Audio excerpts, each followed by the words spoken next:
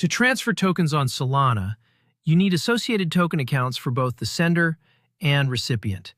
The sender's ATA holds the tokens, and the transfer instruction moves them to the recipient's ATA. Only the source account owner can authorize the transfer. Now, let's walk through the TypeScript code. We start with the imports. From @SolanaKit, we import the RPC factory, key pair generation, transaction helpers, and the pipe function. From @Solana program system, we get the create account instruction. From @Solana program token, we import several functions. Create associated token instruction, initialize mint, get mint size, find associated token PDA, mint2, get transfer instruction, and fetch token.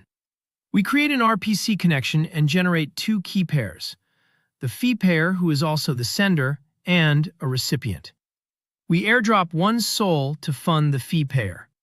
Next, we generate a key pair for the mint, calculate space using get mint size, and fetch the minimum rent. We also get the latest block hash for our first transaction. Now we build 5 setup instructions. Create account allocates the mint and assigns it to the token program. Initialize mint sets 2 decimals and the fee pair as mint authority.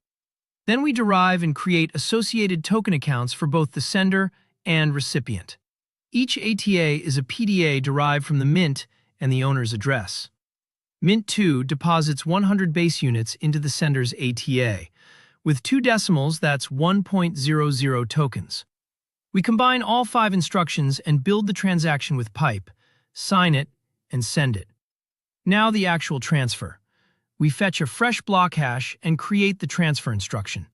Source ATA, destination ATA, the authority, and amount 50, which is 0.50 tokens. We build a second transaction with just this one instruction, sign and send it.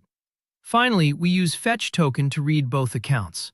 The sender has 0.50 tokens. The recipient has 0.50 tokens.